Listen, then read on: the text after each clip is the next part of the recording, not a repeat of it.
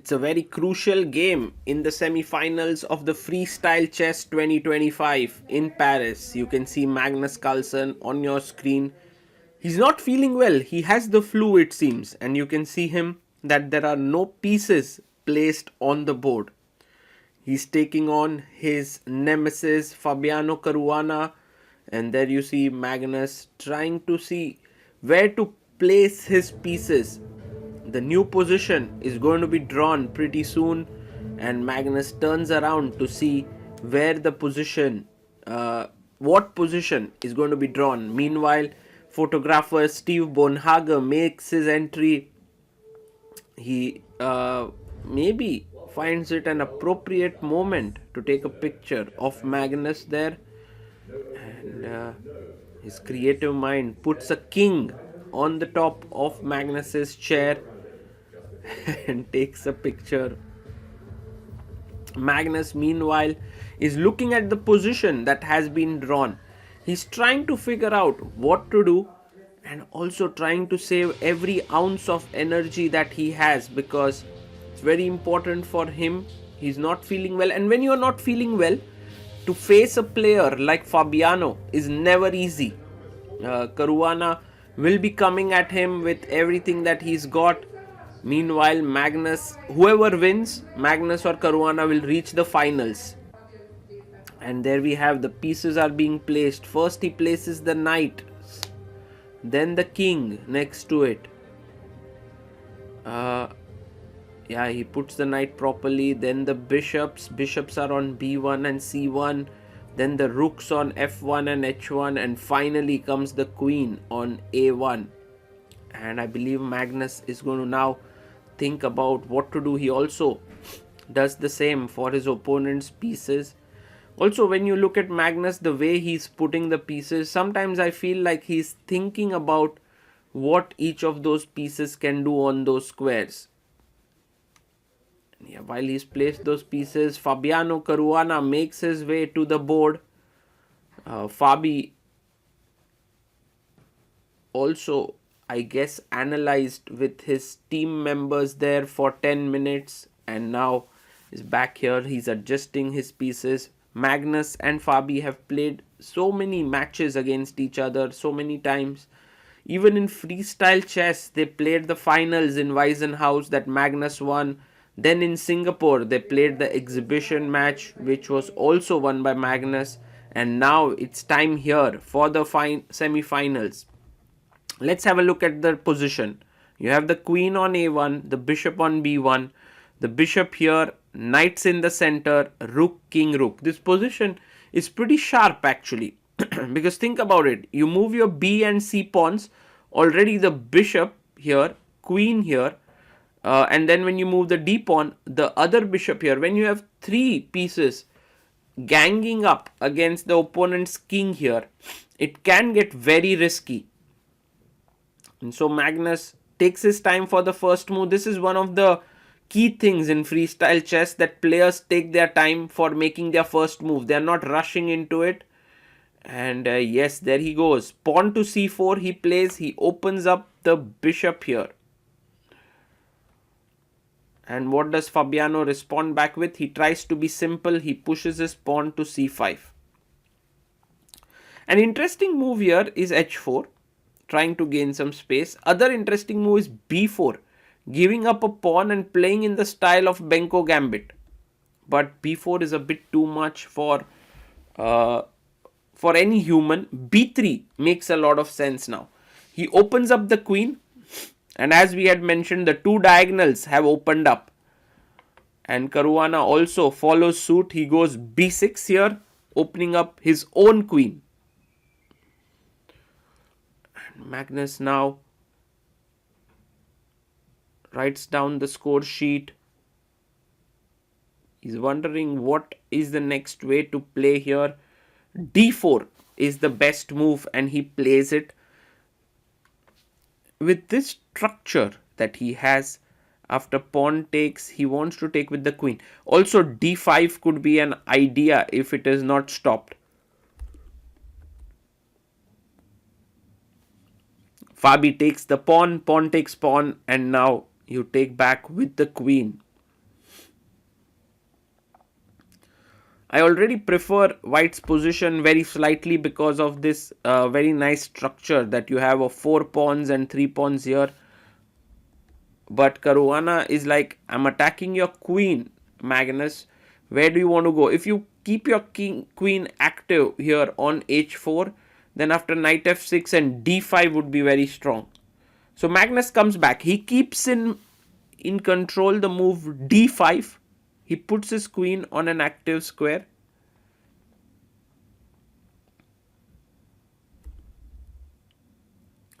And now the knight comes to f6. So he's preparing d5 here. I guess knight e3 makes a lot of sense. That's what he plays. He plays knight e3, stopping d5. And perhaps Fabi can do bishop b7 now. Well, he first plays rook e8. Maybe a slightly slow move, but on the other hand, you are preparing short castle here. Let's say, for example, I go knight f3. You can short castle with your rook coming up to f8. So Magnus now brings his bishop to b2 on the long diagonal. And the game is getting very exciting. Maybe there's knight e4 right in the center of the board. But he first plays his bishop to b7. Now, such a move looks very logical. You are putting pressure on the diagonal. But on the other hand, you are blocking your queen on a8. f3 played here, taking into control the e4 square. It cannot move in here, the knight. So, a good move, pawn to f3.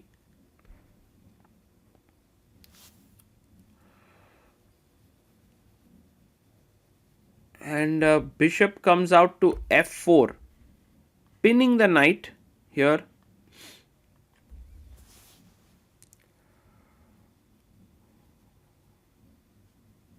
And Magnus goes g3. Now this is a very key moment. Like, do you take on e3? Then Magnus gets a very nice position with the bishop pair. Or do you go back? Then why did you come to f4? Or you go to h6, which is a very ambitious move, which he plays. But now the bishop is a little bit offside. It's not so well placed.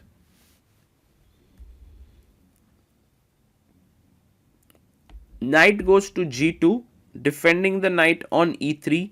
So improving the position here of the pieces.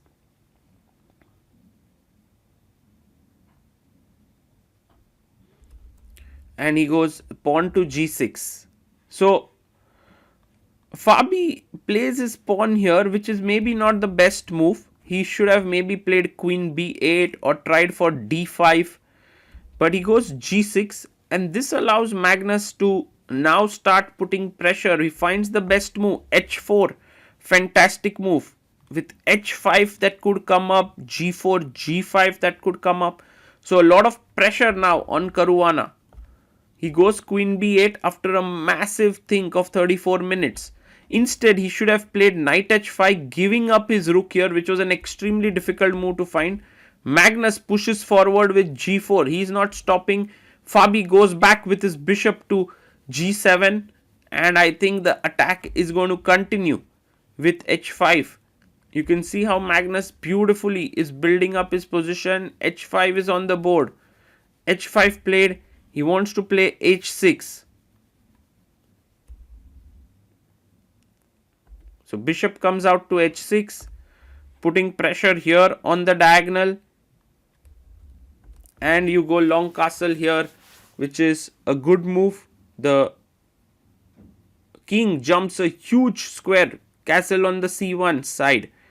But Fabi puts his bishop on g5. He's fighting hard. This entire maneuver of going back and coming forward is a great one. He keeps the pin here going. And what is Magnus going to do next? Well, he makes this waiting move, bishop c2. Also, maybe he wants to just park his king on b1. He understands that waiting is not a bad idea. Knight f4, the best move in the position, has been found. It's not so easy to pull down Caruana, one of the best players in the world. Magnus takes on f4. Queen takes f4. And now a very important move, knight to f1 needs to be found. And Magnus finds it. Excellent move. The thing is, you can't move the queen away because your bishop will hang. There is no way to give a discovered attack. So you have to trade. So he takes, knight takes. Is d5 possible here? D5 could be a possible move. Takes helps white perhaps after king b1. So maybe Fabi is not going to play that. He goes e5. Interesting move. He's trying to create counterplay with e4, e3 coming down the board perhaps.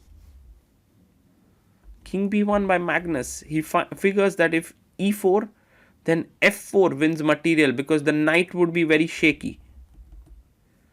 So rook comes up to e6. I think Fabiano's plan with this e5 and rook e6 bit too ambitious. Maybe just d6 over there was good instead of e5.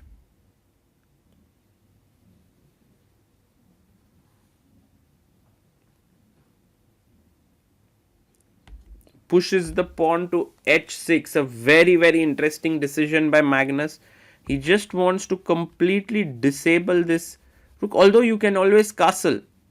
So maybe the move h6 can be a double-edged sword. It becomes a weakness, but it also keeps back rank mate possibilities. This is just Magnus's intuition. It's inspired by Alpha Zero, which instead of keeping the tension, dissolves it, takes space, short castle here by Fabi.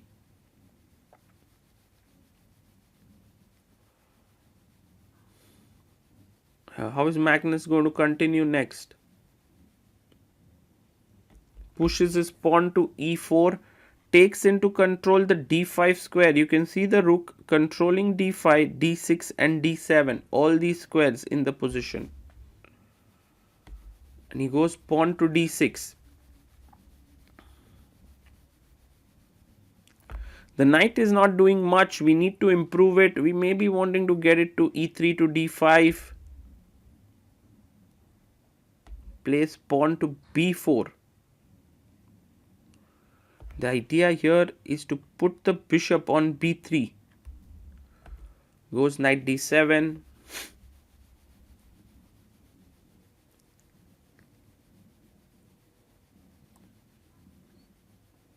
And king b1. Oof. King a1. Maybe the idea is knight b1, knight c3, knight d5. Yeah, it did feel like he wanted to go for that maneuver. Rook comes to c8, attacking the pawn on c4. I guess bishop b3 should be played here. He finds it. Bishop b3 is on the board. And now Fabiano, can he create counterplay with this idea of rook f6, putting pressure here? He finds it. Threatening bishop takes d2, rook d2 and perhaps rook takes f3. Lot of play here, but Magnus finds amazing move c5. What a move. And the point is, if you take d takes c5, I go knight c4, my knight is eyeing these squares. And so the best move here is b5, stopping this stuff. But he goes bishop a6.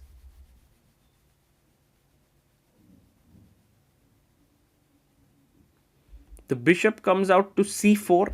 Interesting move. So if bishop takes d2, there is bishop a6 hanging. He goes knight to b8 in the position.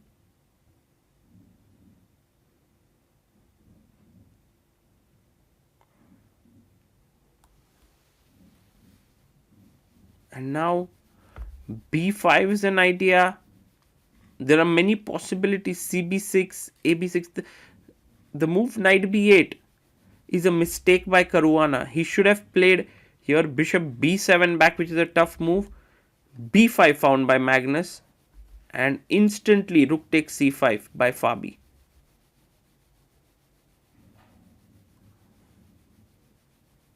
And now you must take the bishop on a6. So takes. And the idea was to take on d2. But there's a small tactic which is coming in here. and that is rook takes d2, and after rook takes c4 he wants to take the pawn on e5. After de there is a mate on d8. That's the big problem here. So bishop takes e5 taken, the rook is attacked.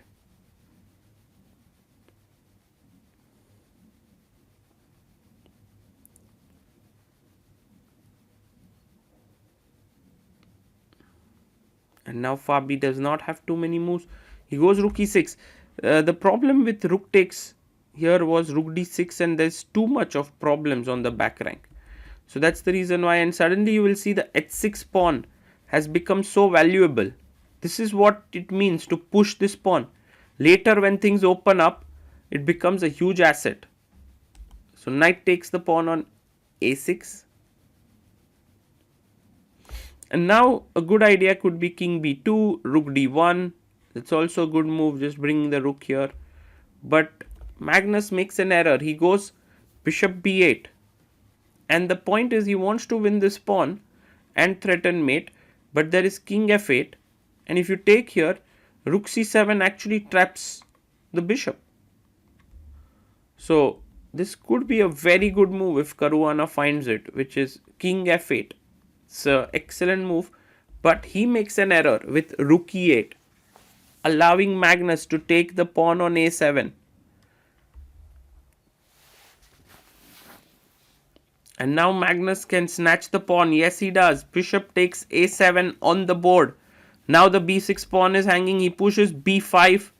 But if you look, he's already a pawn down. On the king side, Magnus has an extra pawn. Caruana is pawn down. The b pawn is a weak pawn. So brings the bishop back to d4 on a very good diagonal. And yeah, the knight comes back to c7. It intends to go to e6 to attack the bishop, try to control these squares. The bishop comes to f6. And the idea is just go here and get into the camp.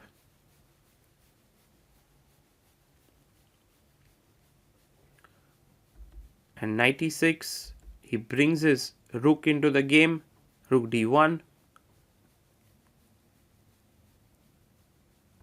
Rook to a4 played. So the idea is to play rook a8 and put pressure here. Rook to d3. So rook b3, rook b1, put pressure on b5.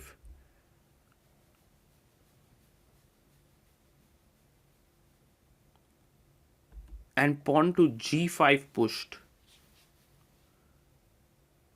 Pushed his pawn to g5. Rook d2. He keeps the pawn protected here.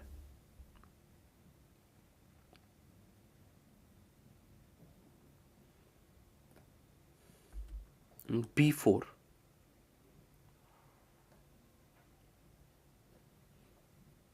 Pawn pushes forward. And now king b1 played here by Magnus. So Magnus calmly just playing this position. You will see that many of the times the reason why Magnus wins such endgames is because he's not in a hurry to win. He's just playing it slow and steady. Rook a8.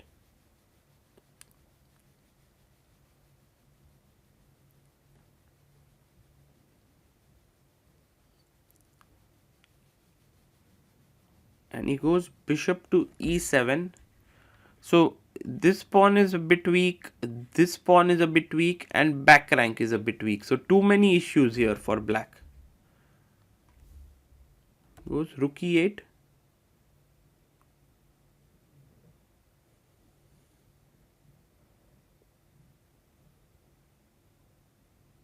And the bishop comes back to f6. He goes back to a8. Fabi has 1 minute 43 seconds. Magnus has 3 minutes 43 seconds.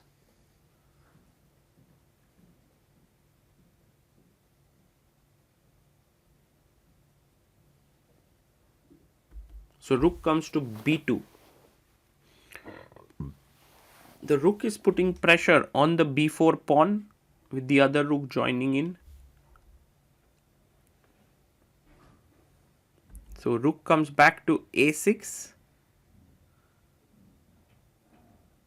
And now taking on b4 could be very much possible, just that you have to be careful about your a2 pawn. I think Magnus doesn't want anything to be given here. He goes rook b3. And if knight to c5 to attack here and here, then rook b4, and if you take here, there is a mate on the back rank. So he goes knight to f8.